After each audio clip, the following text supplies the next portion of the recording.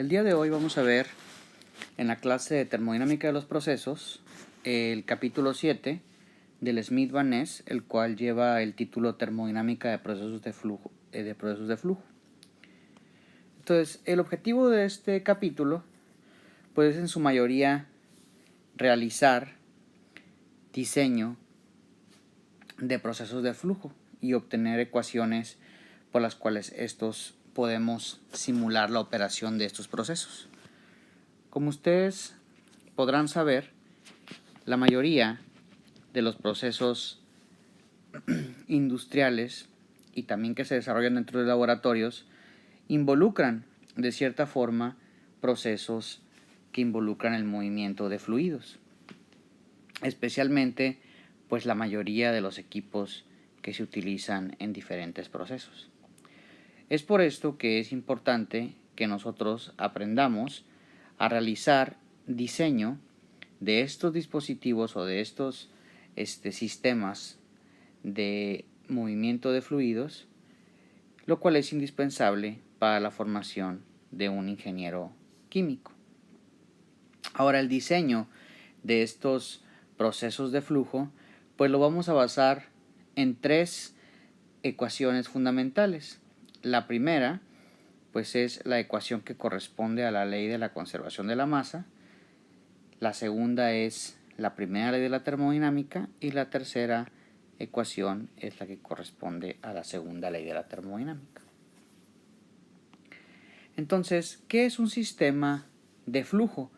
En general, para nosotros, con este planteamiento de lo que es un sistema de flujo generalizado, poder diseñar ecuaciones que representen cómo estos sistemas operan. Entonces, si nosotros tenemos aquí en el dibujo una tubería, nosotros podemos decir que por esta tubería está fluyendo un fluido, ¿verdad? Y por esta tubería existe entrada de nuestro fluido y salida de nuestro fluido. Ahora, si nosotros vamos a irnos aún más general dentro de nuestro sistema, podemos nosotros escoger una parte de nuestro sistema, la cual puede ser macro o microscópica, ¿sí? O inclusive diferencial, a lo cual le llamaremos volumen de control. Y en este volumen de control, o sea, en esta área que nosotros seleccionamos de nuestro sistema, vamos a estar midiendo cómo cambian las diferentes condiciones en nuestro sistema para después poder realizar mediante una integración, realizar una ecuación que nos permita a nosotros describir cómo opera el sistema en general. Ahora, al igual que nosotros, como nosotros describimos que en la tubería existe una entrada y una salida, en nuestro volumen de control también lo podemos realizar de la misma forma. Nosotros sabemos que vamos a tener flujo entrante a nuestro sistema de control y flujo saliente de nuestro volumen de control. Y estos flujos van a tener una cierta presión de entrada, un cierto volumen de entrada, energía interna de entrada y entalpía de entrada.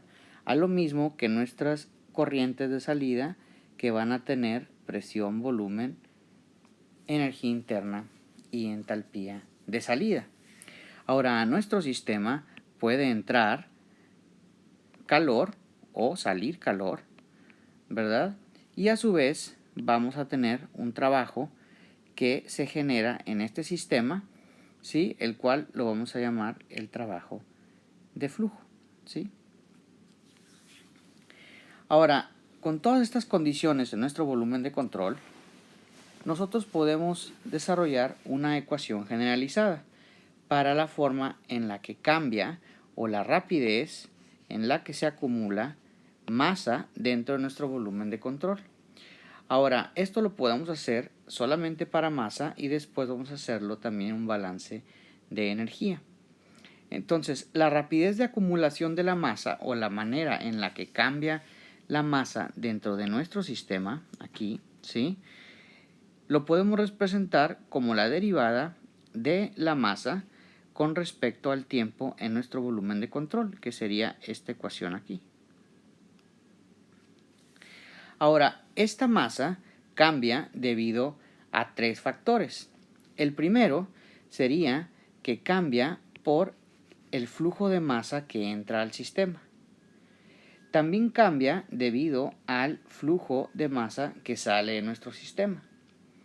Y por último, aquí tendríamos un tercer factor, que sería en dado caso de que hubiera una generación de algún compuesto dentro de nuestro sistema. ¿Sí? Ahora, si consideramos que en general la masa no se genera, al menos que tengamos una reacción química en donde no estamos generando más masa, sino que estamos generando masa de un compuesto en específico a partir de otro, entonces si consideramos en general la ecuación de generación de la masa, esta es igual a 0. Si suponemos que es un fluido homogéneo y que no hay reacción. Por lo tanto, este término no existiría y la manera en la que cambia nuestra masa con respecto a tiempo en el volumen de control solamente depende de estos dos factores, los corrientes de flujo, como lo observamos en la siguiente ecuación. Si nosotros consideramos que flujo másico, o sea, esta m con un puntito arriba, va a ser igual a la densidad multiplicada por la velocidad de entrada o de la salida y el área por la cual atraviesa este flujo, densidad, velocidad de entrada o salida y área perpendicular de entrada o salida, podemos decir que, como ya mencionamos, el cambio de masa con respecto al tiempo en nuestro volumen de control depende solamente de la diferencia entre la entrada y la salida de nuestras corrientes de flujo, y cada una de estas corrientes de flujo las podemos representar con la multiplicación de la densidad por la velocidad por el área perpendicular por la cual éstas pasan. Y entonces podemos nosotros relacionar las corrientes de flujo que entran a nuestro sistema con el cambio que tenemos en nuestro volumen de control. Ahora, si tenemos nosotros un sistema en estado estable, ahora sí estamos reduciendo o estamos poniendo condiciones adicionales a nuestro sistema. Si tenemos un sistema en estado estable, quiere decir que nuestra masa dentro de nuestro sistema o de nuestro volumen de control no cambia. Por lo tanto, el cambio de masa con respecto al tiempo en el volumen de control va a ser igual a 0.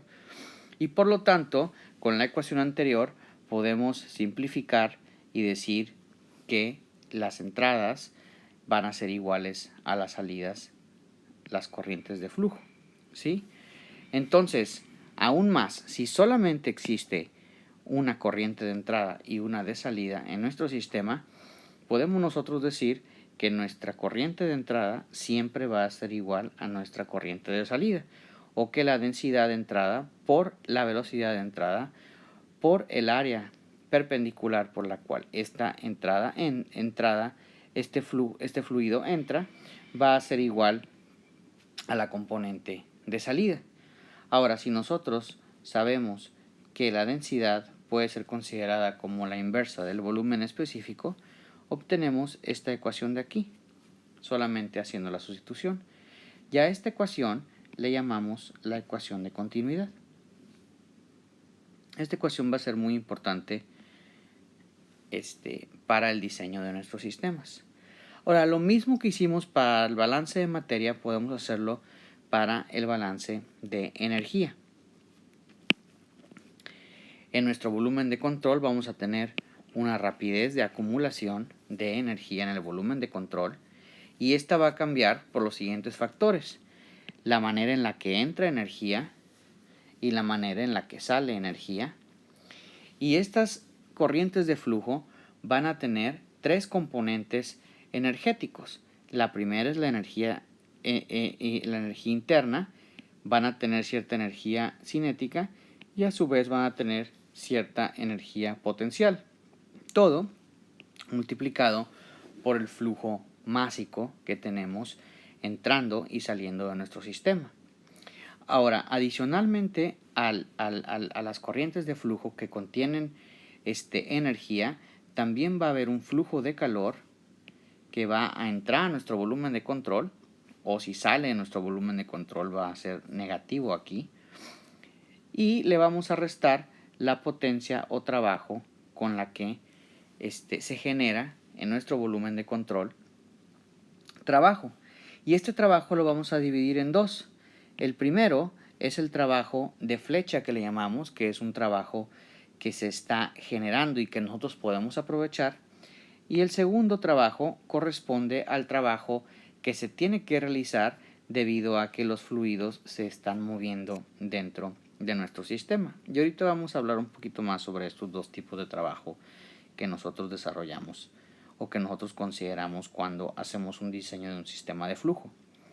Ahora, esta rapidez de acumulación, este primer término, es referente al cambio en la energía interna que se lleva a cabo dentro de nuestro volumen de control, ya que si recuerdan, la energía interna es una energía que está almacenada dentro de un sistema.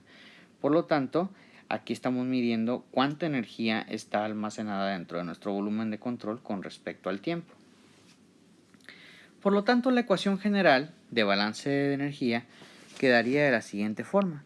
La forma en la que cambia la energía interna con respecto al tiempo va a ser igual a la forma en la que cambia esta energía debido a las corrientes que entran y salen de nuestro sistema, y esto va a ser igual al flujo de calor y el flujo de trabajo.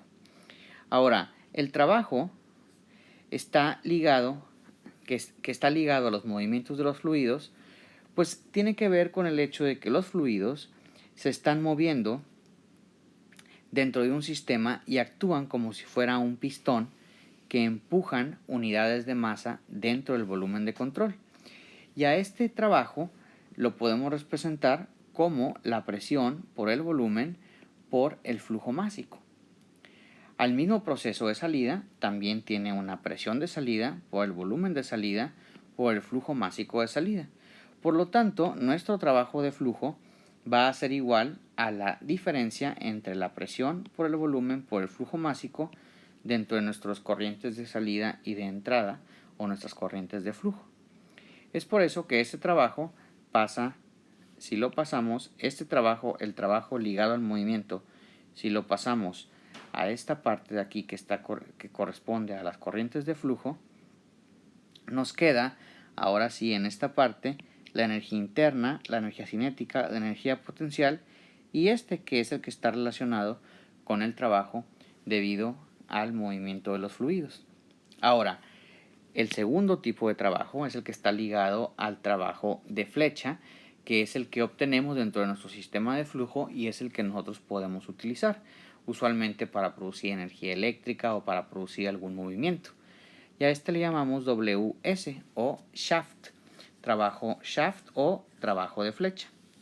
Por lo tanto, el trabajo va a ser la sumatoria del trabajo shaft y el trabajo ligado al movimiento. Y la ecuación general desglosada nos va a quedar aquí. Ya mencionamos que esta es la forma en la que la energía interna cambia dentro de nuestro volumen de control. Estos son los que están ligados a las corrientes de flujo.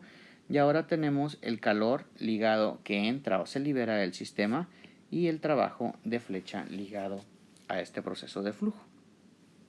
Y esta va a ser nuestra ecuación general de balance de energía para un sistema de flujo. Ahora, ya dependiendo de nuestro sistema, podemos simplificar la ecuación generalizada anteriormente. Por ejemplo, si tenemos un sistema en donde nosotros podemos despreciar los cambios en energía cinética y los cambios en energía potencial de las corrientes de flujo, pues podemos simplificar nuestra ecuación de esta forma, en donde solamente consideramos los cambios en la entalpía de nuestras corrientes de flujo y los cambios en el calor y el trabajo de flecha. Porque si ustedes recuerdan, energía interna más PV es la definición, ¿sí?, de la entalpía. La entalpía es igual, nosotros habíamos definido que la entalpía es igual a la energía interna más el producto de P por B. Y entonces aquí la entalpía la multiplicamos por nuestra por nuestro flujo másico en la corriente de las corrientes de flujo de entrada y de salida, y esto es como se simplifica nuestra ecuación al no considerar energía cinética y energía potencial. Ahora, también nosotros podemos, con respecto al tiempo, ver que el flujo de calor es el calor que se está generando con respecto al tiempo, el trabajo de flecha con respecto al tiempo o la masa con respecto al tiempo. Por lo tanto, si multiplicamos todo por el cambio en el tiempo y si lo hacemos por un tiempo definido, entonces podemos poner nuestra ecuación en la que cómo cambia la masa de nuestro volumen de control cuando cambian nuestras corrientes de flujo, el calor y el trabajo de flecha. Ahora, si simplificamos más aún nuestro sistema, si tenemos nosotros un sistema en estado estable, en donde la energía interna en el volumen de control se mantiene estable, entonces podemos decir que la energía interna cuando cambia con respecto al tiempo va a ser igual a cero. Y por lo tanto, aquí sí, si consideramos la energía cinética y la energía potencial, nos quedaría una ecuación de esta forma, en donde ya eliminamos el cambio de energía interna dentro de nuestro volumen de control. Y nos quedaría esta ecuación aquí que acabamos de mencionar. Ahora, si solamente existiera una corriente de flujo de entrada y una corriente de flujo de salida, entonces nosotros, y esta masa que entra es igual a la que sale, podemos dividir todo entre la cantidad de masa constante y nos quedaría cambios de entalpía, cambio de energía cinética, cambio de energía potencial es igual al calor que entra o sale de nuestro sistema y el trabajo de flecha. Ahora que ya definimos las ecuaciones en sus diferentes condiciones de operación para el balance de materia y el balance de energía, podemos traducir esto a fluidos más específicos que están fluyendo dentro de un ducto o fluidos que podemos comprimir, como por ejemplo gases. Entonces, para ciertas condiciones específicas es interesante analizar este tipo de sistemas, porque los procesos de flujo que nosotros desarrollamos en la industria o en el laboratorio usualmente involucran ciertas condiciones específicas de operación, como por ejemplo sistemas que funcionan de forma diabática, en donde no existe cambio de energía potencial porque no existe una diferencia de alturas, y que los sistemas no involucran un trabajo de flecha. Entonces, si nosotros tenemos un sistema con estas condiciones, nosotros nuestro balance de energía lo vamos a obtener a partir de solamente considerar el cambio en la entalpía y el cambio de la energía cinética, ¿sí? Y entonces, para este caso, la derivada de la entalpía va a ser igual a menos la velocidad por la derivada de la velocidad. Entonces, si nosotros tenemos una masa constante, nosotros, por medio del balance de materia, también sabemos que la derivada de la velocidad por el área sobre el volumen es igual a cero, ¿sí? Y entonces, si nosotros hacemos la derivada total de este proceso, nos queda dB entre V menos du entre U, menos dA entre A. Esta es la ecuación que obtendríamos al derivar UA entre V. Ahora, si combinamos esta ecuación que tenemos aquí con la ecuación de propiedades fundamentales cuando tenemos masa constante que ya habíamos derivado en el capítulo anterior, en donde la derivada de la entalpía es igual a la temperatura por la derivada de la entropía más la velocidad por la derivada de la presión. Y si consideramos una tercera ecuación en donde la velocidad depende de dos factores, y los dos factores que escogemos o las dos propiedades termodinámicas son entropía y presión, generamos una ecuación de derivada total en donde la derivada del volumen va a ser igual a la parcial del volumen con respecto a la entropía a presión constante por ds, más la derivada del volumen con respecto a la presión a entropía constante por dp. Ahora, el término de dB en ds a presión constante, matemáticamente lo podemos expresar por la multiplicación de dV por dt a presión constante por dt entre ds a presión constante. Como pueden ver, estos dos términos se cancelan y nos queda exactamente el mismo término que tenemos aquí. Sin embargo, para estos dos términos, el 1 y el 2, nosotros tenemos ecuaciones específicas que podemos nosotros utilizar para obtener que dB en ds a presión constante es igual a beta vt por cp. ¿Sí? ¿Por qué? Porque ds en dt a presión constante es igual a cp en t. Esta es una ecuación de Maxwell que desarrollamos en el capítulo 6. Y beta habíamos definido en el capítulo 3 que era igual a la parcial del volumen con respecto al tiempo a presión constante por 1 en b. Y esto nos da este término dV en ds a presión constante es igual a este término de aquí. Ahora, en física se desarrolló una ecuación para la velocidad del sonido cuando éste viaja dentro de un fluido. Y esta ecuación se obtuvo de la siguiente forma: c cuadrada, en donde c es la velocidad del sonido en un fluido en específico, es igual a menos v cuadrada por la derivada de la presión con respecto al volumen a entropía constante.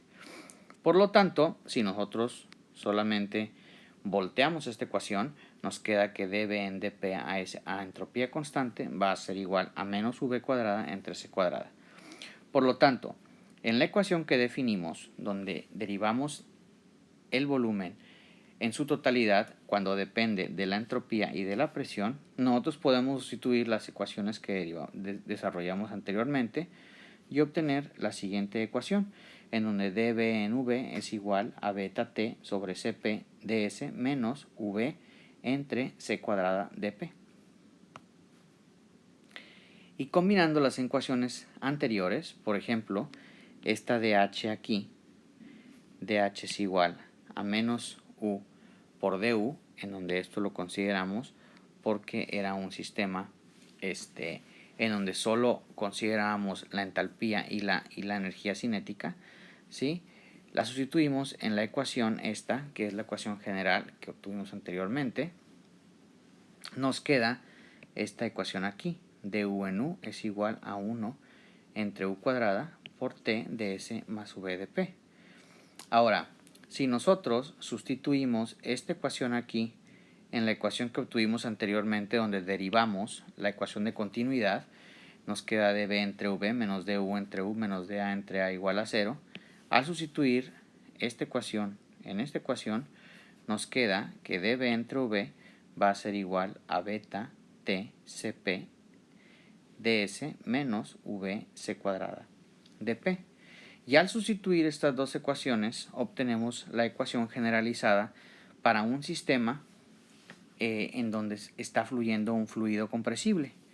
Beta tcp en cpds menos v c cuadrada dp más 1 entre la velocidad al cuadrado por el factor de tds más v dp menos dA entre a. Ahora, hay un término importante que vamos a definir a continuación, que es el número de Mach. El número de Mach es la relación entre la velocidad que tiene un fluido dividida entre la velocidad del sonido. Cuando este es mayor que 1, tenemos una condición de fluido supersónico. Por lo tanto, si nosotros la ecuación anterior juntamos estos dos con estos dos, los amarillos con los rojos, hacemos sumamos los dos términos porque son iguales, nos va a quedar ya con un poco de álgebra esta ecuación que tenemos aquí: 1 menos el número de Mach al cuadrado por la velocidad por dp más 1 más beta u cuadrada sobre cp por la temperatura por la derivada de la entropía menos u cuadrada sobre a por la derivada del área. Entonces, si sustituimos aquí la ecuación de T de S más V de P igual a menos U de U, que es la que obtuvimos anteriormente, nos va a quedar la ecuación siguiente, ya simplificada. Ahora, las ecuaciones anteriores que desarrollamos representan cambios en el fluido a medida que ésta recorre una longitud diferencial. Entonces, nosotros tenemos aquí un sistema de flujo en donde está entrando y saliendo fluido. Entonces, cada una de estas variables también puede variar con la longitud X. Por lo tanto, las ecuaciones anteriores que desarrollamos, en donde una depende de dP, ds y dA y la otra depende de du, ds y dA, las podemos dividir todas con respecto a la longitud y sacar ecuaciones en donde nuestras propiedades termodinámicas dependen, aquí es de X también, dependen de del cambio a lo largo de la trayectoria X. Y estas son las ecuaciones generales para sistemas de flujo en donde no hay calor, ni trabajo de flecha, ni cambio en energía potencial.